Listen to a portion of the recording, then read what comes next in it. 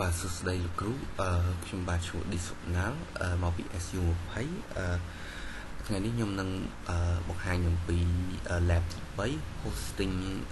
flash បច្ចេកជាមួយ AWS ដោយ lab ទី2ដែរអញ្ចឹងសម្រាប់ lab ទី3នេះខ្ញុំសូម hosting នៅលើ machine instance ដែលខ្ញុំបានបង្កើតពី lab ទី2មកវិញគឺ Sonal instance គឺជា app server ហ្នឹងពី lab ទី2អញ្ចឹងសម្រាប់ lab ទី3ហ្នឹងខ្ញុំក៏បានបង្កើត sub domain មួយទៀតដែរព្រោះអាការ lab ទី2 lab ទី2ខ្ញុំបានដាក់ domain Sonal first website ហើយអញ្ចឹងសម្រាប់បច្ចេកទេស lab ទី3ហ្នឹងខ្ញុំនឹងដាក់ flash.sonalfirst website.online អញ្ចឹងខ្ញុំសូមទៅ remote ចូលទៅក្នុង app server ហើយឥឡូវខ្ញុំនឹងបិទធ្វើការ update system តិចសិន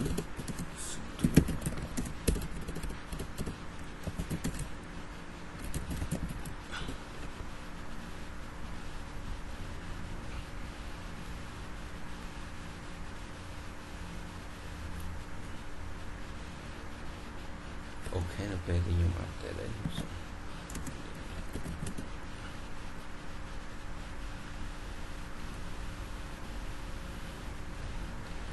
ហើយបន្ទាប់ខ្ញុំនឹងទៅ install Python pipe ហើយ GX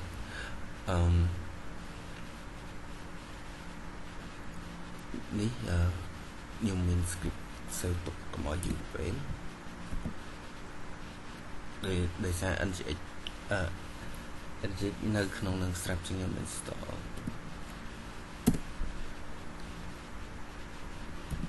Python ទេ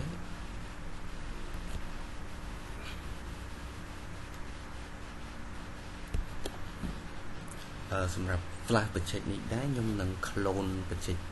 flash ពី GitHub ដើម្បីយកមក hosting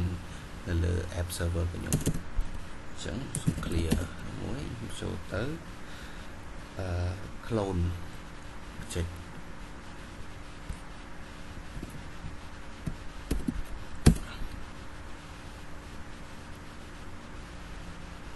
បាទឥឡូវខ្ញុំ clone ហើយខ្ញុំចុង cd ចូល flash ទៅ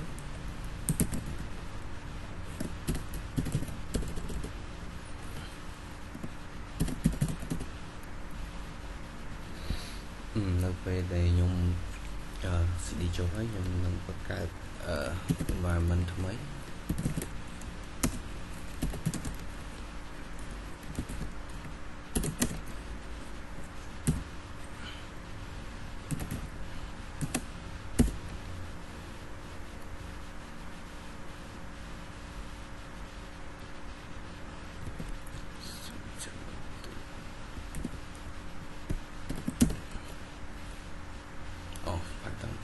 yes អូខេពេលនេះបានហើយខ្ញុំនឹងទៅសូ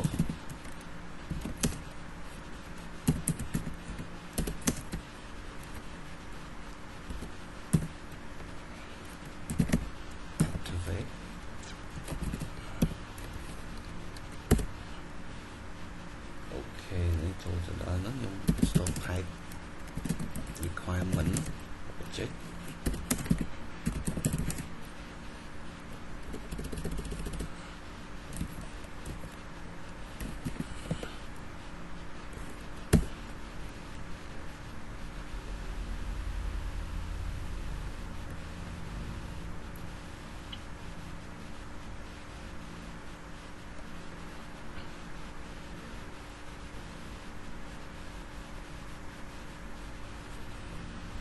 នៅពេលខ្ញុំ clear មួយខ្ញុំទៅ install pipe មួយទៀត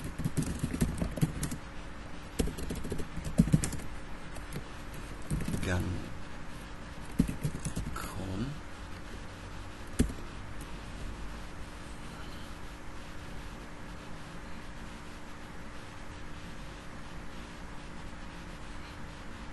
ok នៅពេលដែលខ្ញុំរកហើយខ្ញុំនឹងបន្តទៅធ្វើការ set environment file ចឹងខ្ញុំ cp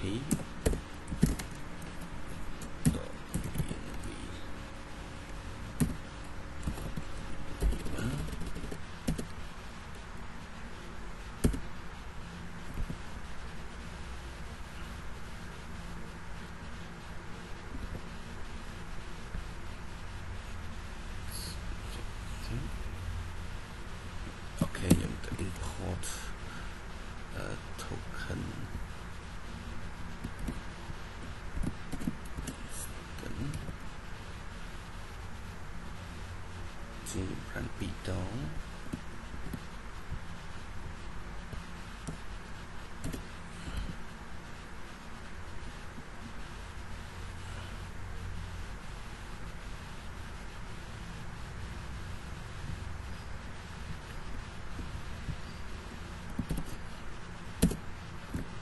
សូមអធិស្ឋានគឺមុននឹងម្លេចការ troubleshoot error មិញហ្នឹងខ្ញុំបាន extract key ហើយ token serial token ហើយ add ចូលទៅក្នុង environment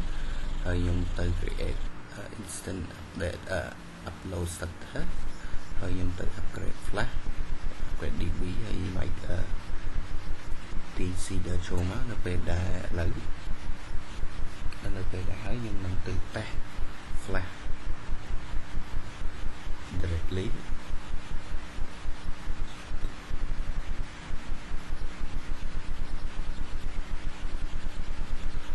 something run command yourself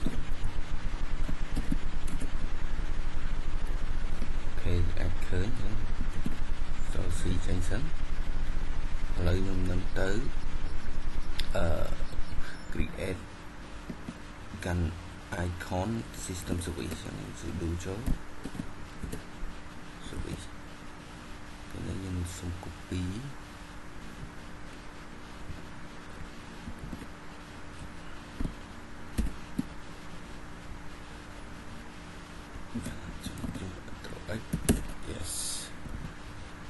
នៅពេលដែលខ្ញុំនេះហើយខ្ញុំទៅ sudo systemctl reload enable flash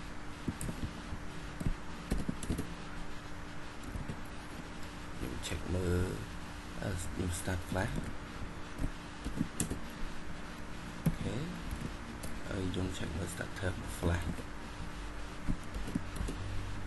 អូខេខ្ញុំឃើញអាច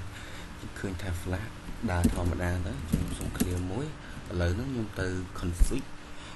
file nginx ចឹងខ្ញុំ sudo មកអូខេនៅក្នុងហ្នឹងខ្ញុំនឹងទៅpass command របស់ខ្ញុំដែលក្នុងហ្នឹងខ្ញុំបាន config subdomain ខ្ញុំហើយ subdomain ខ្ញុំគឺ flash .sona first website online ចឹងសូមត្រួត file yes អូខេពេលខ្ញុំនេះហើយខ្ញុំទៅ enable site ខ្ញុំ sudo.t អូខេខ្ញុំទៅ restart nginx ខ្ញុំទៅសាកទៅ confirm DNS អូខេចឹងនេះ name ខ្ញុំអាចឃើញថា flash.sona.first ហ្នឹងគឺជាប់ជាមួយIP របស់ app server instance ហ្នឹងហើយអូខេទៅឥឡូវហ្នឹងខ្ញុំទៅ install SSH លើ website ខ្ញុំអូខេ sudo cat អូខេនៅពេល install ហើយខ្ញុំទៅ search port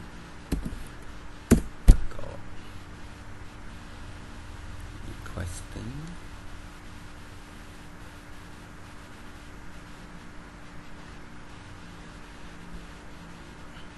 okay success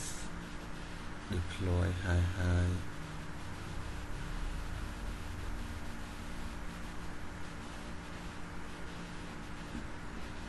ឥឡូវខ្ញុំសូម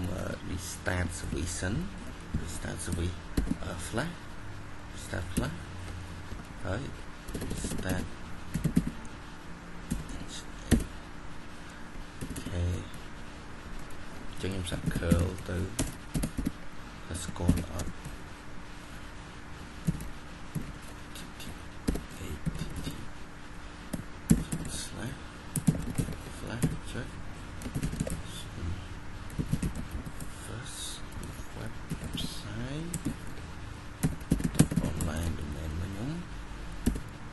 ទៅ redirect ទៅនេះលោកគ្រូអាចឃើញថានៅពេលដែលខ្ញុំ add SSL ហ្នឹងហើយវា redirect ខ្ញុំទៅជា https ចឹងខ្ញុំសូមមើលជាស្រ័យលោកគ្រូសំតិខ្ញុំសូម check ត្រឹម shoot បន្តិច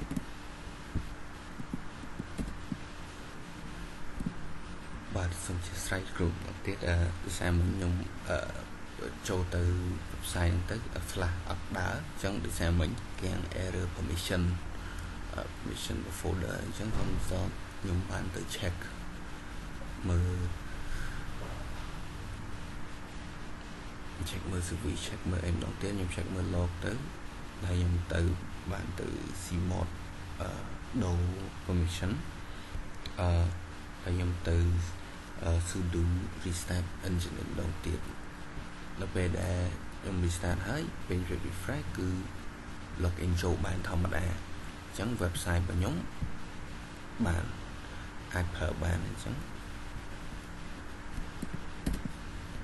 អូខេអញ្ចឹងខ្ញុំនឹងតេស្ត login ចូល admin ចូលថាយើង hosting project flash ហ្នឹងដាក់អត់អញ្ចឹងអាចឃើញថាដើរធម្មតាបាន